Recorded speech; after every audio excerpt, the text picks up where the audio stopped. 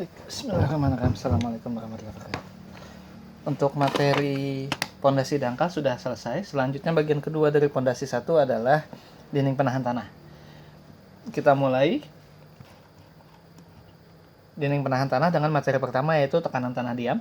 Slide-nya sudah saya share di Simari, silahkan dilihat. Oke, kita mulai. Untuk materi dinding penahan tanah ini, pertama kita bicara dinding penahan tanah dulu. Jadi dinding penahan tanah ini adalah suatu konstruksi untuk menahan berat tanah, baik untuk lereng tegak ataupun mendekati tegak. Nah, jadi situ. Jadi selama lerengnya masih bisa mempertahankan bentuk sendiri, dalam artian dia nggak longsor, kita sebenarnya tidak perlu dinding penahan tanah. Tapi kalau kita khawatirkan akan terjadi longsor, atau misalnya kita menimbun dinding baru, atau kita bikin tebing baru, nah itu kita perlu dinding penahan tanah. Kalau tebing alami biasanya dia sudah stabil, sehingga mungkin kecuali untuk perkuatan sementara aja. Sekarang kita lihat tipe-tipenya. Ingat tugas yang saya berikan adalah macam-macam tipe dinding penahan tanah beserta kelebihan dan kekurangan masing-masing. Cek Simari. Oke, tipe pertama adalah gravity wall. Ini gravity wall. Gravity wall ini gambarnya dinding batu. Biasanya terbuat dari pasangan batu atau beton. Stabilitasnya tergantung pada berat sendiri pasangan batu dan tidak ekonomis untuk dinding tinggi. Ini bentuk gravity wall. Sesuai namanya gravity wall, jadi dia mengandalkan gravitasi, mengandalkan berat sendiri untuk menahan gaya guling atau gaya gesernya. Tapi ya itu, karena mengandalkan berat sendiri, maka dia harus besar. Karena harus besar, dalam artian gemuk, dia nggak bisa tinggi-tinggi. Bahaya. Yang kedua, semi gravity wall. Nah, jadi contohnya gravity wall dari beton tapi ditambah tulangan baja untuk mengurangi ukuran gravity wall itu. Tapi yang lebih umum adalah cantilever retaining wall. Ini semi gravity wall, jadi ditambah tulangan untuk mengurangi ukurannya. Selanjutnya adalah cantilever retaining wall. Seperti namanya cantilever.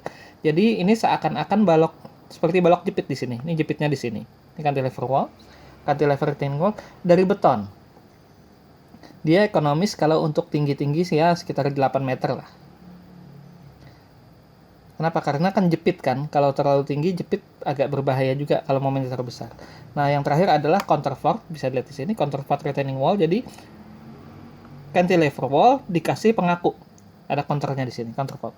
Misalkan counterfort untuk menambah kekakuan, dimaksudkan untuk mengurangi gaya geser dan momen lentur. Jadi kalau misalnya tinggi-tinggi ya pakai cantilever yang dikasih counterfort. Ini jenis-jenis dinding penahan tanahnya.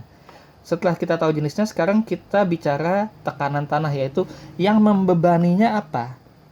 Jadi dinding ini dibuat untuk menahan gaya tanah di belakangnya. Gaya tanah di sini akibat berat tanah sendiri dalam arah Y, dan akibat gaya dorong dalam arah X. Akibat ada gaya dorong dalam arah X itu dia juga akan menimbulkan momen. Nah, kita lihat sini. Nah, sekarang tekanan tanah lateral yaitu tekanan tanah saat diam. Pertama kita bicara saat diam. Secara umum tekanan tanah lateral adalah, kalau kemarin kita bicara waktu di Mekton kita bicara tegangan tanah adalah gamma kali H untuk yang vertikal, maka di sini sigma H adalah K kali gamma V. Jadi berapa besarnya gaya vertikal dikali koefisien, dengan gamma V adalah berat tanah yang ditinjau yaitu gamma kali H atau W, dimana delta sigma H adalah besar berat tanah lateral pada titik yang ditinjau. Sigma V sama dengan W, yaitu berat tanah pada titik yang ditinjau, dan K adalah koefisien berat tanah pada titik yang ditinjau. Contohnya ada profil seperti ini. Ini ada 1, 2, 3 lapisan. Dengan lapisan 1 K1-nya adalah 0,3, lapisan 2 K2-nya adalah 0,4, dan lapisan 3 K3-nya adalah 0,5. Dengan di sini gamma dry-nya untuk lapisan di sini ada gamma dry-nya 16,5. Terus groundwater table-nya di posisi sini di 4, dan gamma sat-nya adalah 19,25. Jadi lapis A, lapis 1 dan 2 menggunakan gamma dry 16,5 karena di atas airnya di sini posisinya jadi 6 meter dari atas. Ini gamma sat 19,25.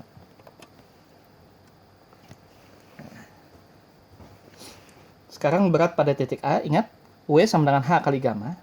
Berat total karena kita lihat titik A di mana? titik A pas di sini. Ini ada A di atas, ini ada B, ada C, ada D. Nah, A paling atas, B 3 meter, C 6 meter, D 6 tambah 13, 19 meter. Berat pada titik A, karena di permukaan di atas, dia tidak ada 0. Sehingga di sini berat total, WA sama dengan HA kali gamma sama dengan 0 kali gamma adalah 0. Dan berat efektifnya juga hanya 0, sehingga 0. Nah, pada titik B ada H 3 meter. Dan karena tidak ada air, maka berat total dan berat efektifnya sama. Karena tidak ada air, gamma yang digunakan adalah gamma dry. Sehingga pada titik B, 3 meter dari muka tanah, berat totalnya WB sama dengan HB kali gamma, yaitu 3 kali 16,5 sama dengan 49,5. Dengan berat efektifnya sama, yaitu W aksen B sama dengan HB kali gamma dry sama dengan 49,5. Nah, sekarang titik C. Titik C ini pada posisi 6 meter. Nah, lihat di sini. Titik C pada posisi 6 meter itu pas berada di muka air. Tapi karena masih yang kita lihat kalau ke sini seperti gamma, kita lihat ke atasnya. Jadi apa yang ada di atasnya? Lihat di sini. Nah, ini C-nya di sini. Jadi yang kena air yang di bawah, kita lihat untuk menentukan sigma H, kita lihat yang di atasnya.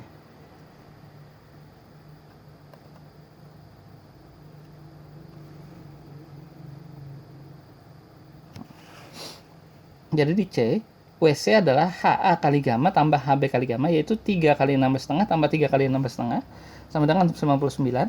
Dan berat efektifnya karena masih nggak kena air sama. W aksen C adalah 99 juga. Nah, sekarang kita lihat di D. D, 19 meter hanya itu kena air sedalam 13 meter, yang 3 enggak. Jadi kita hitung berat totalnya adalah HA, ini masih bicara total ya, berat total, jadi kita masih pakai gamma sat di sini. WC berat total di titik C adalah HA kali gamma tambah HB kali gamma tambah HC kali gamma sat sama dengan 3 kali 16,5, ambil di sini atau ambil di WC langsung, 3 kali 16,5, ini WD seharusnya, 3 kali 16,5 tambah 3 kali 16,5 tambah 13 kali 19,25, karena kita bicara berat total, sama dengan 349,25. Nah, saat bicara berat efektif, maka yang kena air menjadi gamma efektif, yaitu pada posisi 13 meter, bukan lagi dikali 19,25, tapi dikali gamma sat min gamma W. Sehingga di sini berat efektifnya adalah HA kali gamma tambah HB kali gamma tambah HC kali gamma sat min gamma W. Sama dengan berat efektifnya adalah 3 kali 16,5 tambah 3 kali 16,5 tambah 13 kali 19,25 min 10. Ingat gamma air 10 kilonewton karena bicara kilonewton, sama dengan 219,25 kilonewton. Nah, ini kita baru nyari sigma V. Ini semua nyari sigma V. Karena rumusnya adalah, lihat sini, rumus sigma H sama dengan K kali sigma V. Sehingga ini baru ngitung sigma V. Sekarang lanjut ke K kali sigma V-nya. Nah, sini. Gambar dulu supaya enak digambar. Jadi gambar dulu di sini sebelahnya. Sekarang kita lihat satu-satu. Nah, untuk titik ini, kalau waktu kita menghitung tegangan tanah, titiknya kita lihat atas bawahnya. Pertama titik A. Sigma H A sama dengan WA kali K1 sama dengan 0 kali K1-nya 0,3 dan 0. Sigma aksen HA sama dengan W aksen A kali K1 sama dengan 0 kali 0,3 sama dengan 0. Terus di B ada 2, ada B, ada B aksen. Waktu titik B, maka yang kita lihat yang di atas. Tapi waktu titik B aksen, waktu menghitung titik B, kita pakai K1, 0,3. Tapi waktu menghitung B aksen, kita pakai K2, 0,4. Kenapa? Karena titik ini berada di tengah-tengah, sehingga dia dipengaruhi oleh dua lapisan ini. Kita bicara horizontal. Sehingga titik B, sigma HB sama dengan WB kali K1 sama dengan 49,5 kali 0,3 dengan sigma aksen HB sama dengan W aksen B kali K1 adalah 49,5 kali 0,3. Kemudian sigma titik untuk titik B aksen, yaitu yang di bawahnya dengan K 0,4, maka sigma HB adalah WB kali K2 sama dengan 49,5 kali 0,4 sama dengan 19,80, dan sigma aksen HB adalah W aksen B kali K2, 49,5 kali 0,4, 19,80. Oke. Sekarang kita lihat titik C. Titik C di sini, maka dipengaruhi oleh K2 sama dengan 0,4 dan K3 sama dengan 0,5. K2 sama dengan 0,4 kita nyatakan sebagai titik C, dan K3 0,5 kita nyatakan sebagai C aksen di sini. Titik C, sigma H C sama dengan WC kali K2 sama dengan 99 kali 0,4 sama dengan 39,6, dan sigma aksen HC sama dengan 39,6. Dan di sini sigma untuk titik C aksen dengan K3 0,5, sigma HC sama dengan WC kali K3 sama dengan 99 kali 0,5 sama dengan 49,50. 49,50 itu salah. Dan sigma aksen HC sama dengan WC kali K3 sama dengan 99,0 kali 0,5 sama dengan 49,50. Dan terakhir titik D. Titik D karena tidak dipengaruhi oleh di bawahnya, jadi titik D cuma pakai 0,5. Sigma HD sama dengan WD kali K2 sama dengan 349,25 kali 0,5 sama dengan 174,63. Dan aksen, karena ini ada air, jadi yang di sini ABC di atasnya kan nggak ada air, jadi dia sama semua antara total dan efektif. Tapi di D karena ada air, maka totalnya 174,63, efektifnya W aksen D sama dengan kali K2 adalah 219,25 kali 0,5 sama dengan 109,63. Oke. Jadi kita dapat A, B aksen, C aksen, D. Setelah itu selanjutnya adalah digambarkan. A, sini. Ini B aksen. Jadi dia geser ke sini. A, ini titik A. Ini tegangan total. Jadi kita pisah. Sini lihat, sorry. Ini ada tegangan total, ada tegangan efektif, dijadikan dua gambar itu, dua. Sorry. Gambar tegangan total dulu. A, B aksen, C aksen, D tegangan totalnya seperti ini. Dan tegangan efektifnya adalah ini A, B, titik B aksen, C aksen, dan D. Tegangan total dan tegangan efektif. Jadikan dua gambar. Oke. Tinggal lihat berapa nilainya di sini tadi. Nah, sekarang ini K-nya sudah diketahui, K1, K2, K3. Kalau K3-nya, kalau K-nya belum diketahui bagaimana? Bagaimana menentukan koefisien tekanan tanah? Nah, sekarang K itu ada 3 macam. Ada K diam, ada K aktif, ada K pasif. Jadi tekanan tanah, ada tekanan tanah diam, ada tekanan tanah aktif, ada tekanan tanah pasif. Tergantung case yang kita mau apa. Kalau dia, contohnya gini, tekanan tanah diam gimana? Lereng itu nggak ada beban apa-apa di atasnya, cuman dia diam aja, itu tekanan diam. Tapi pada saat di atasnya lereng itu ada lalu lintas, maka itu tekanan tanah aktif. Dan di belakangnya tekanan tanah pasif. Nah,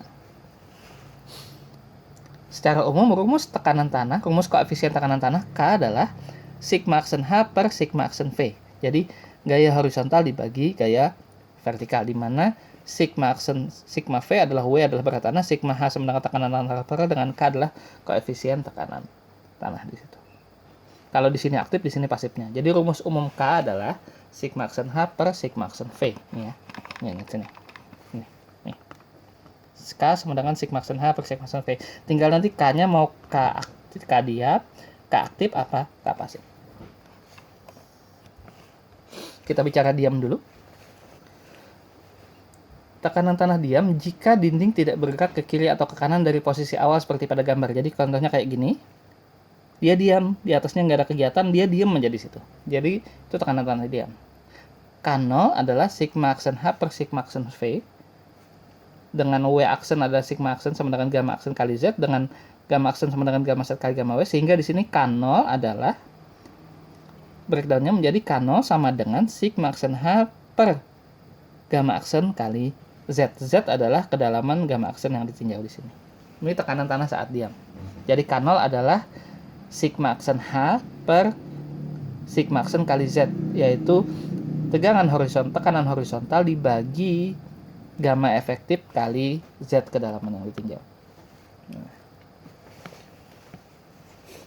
Ada beberapa pendapat lain. Contohnya oleh Zaki 1944 menulis K0 adalah 1 min sin pi aksen, di mana pi aksen kita ingat datang dari, karena ada aksen itu dari Van Shear test.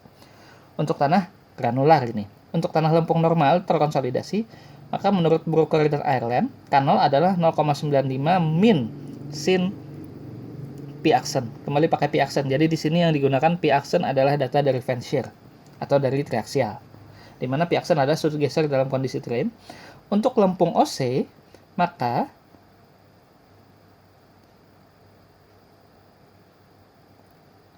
untuk lempung OC, kanal adalah sama dengan kanal dari NC dikali akar OCR-nya. Jadi ini kan lempung terkonsolidasi normal. Ini NC.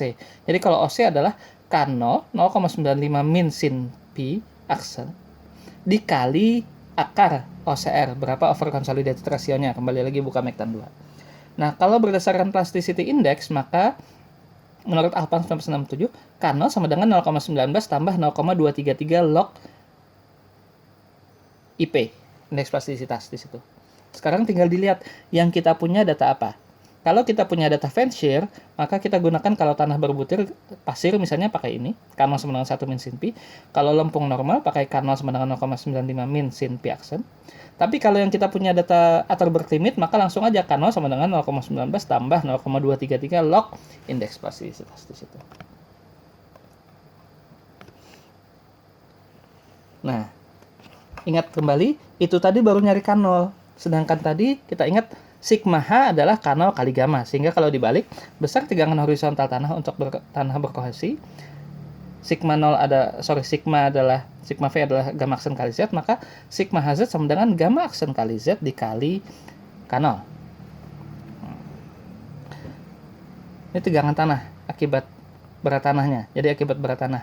Akibat gerakan di sini akibat V sama H. Kalau akibat berat tanah, maka sigma HZ sama dengan sigma V kali K0. Sedangkan akibat kohesi, maka sigma HZ sama dengan min 2C akar K0. Untuk mengetahui, maka kita total. Tegangan tanah pada dinding akibat keduanya adalah sigma HZ sama dengan akibat vertikal sama akibat kohesi. Sigma HZ sama dengan sigma aksen kali Z kali K0 min 2C akar K0 di sini. Dalam catatan ini dia posisi diam.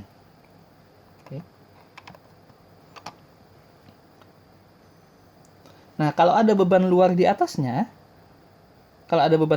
maka penambahnya di mana? Beban luar akan mempengaruhi akibat beban vertikal. Sehingga di sini yang awalnya sigma aksen kali Z menjadi sigma aksen kali Z tambah Q kali K0 dan akibat kohesinya tetap. Sehingga di sini kalau ada beban luar, tekanan tanah diamnya adalah sigma HZ sama dengan sigma aksen kali Z tambah Q K0 per min 2C akar K0 di situ. Nah, ini ada contohnya. Untuk seperti ini, koefisien tekanan tanah diam. Di sini diketahui, di sini menggunakan rumus K0 sama dengan 0,595 min sin P. Jadi tanahnya tanah lempung. Sin P-nya di mana? Sin P-nya lihat di sini. Ini ada 20 dan ada 25. Jadi ini yang di atas muka air dan di bawah muka air data tanahnya beda. Dihitung berdasarkan contoh seperti tadi. Seperti yang kita sudah lihat. Dan bentuknya seperti ini. Nah. Oke, sekian untuk tekanan tanah diam. Selanjutnya kita akan bicara untuk tekanan aktif dan pasif. Terima kasih.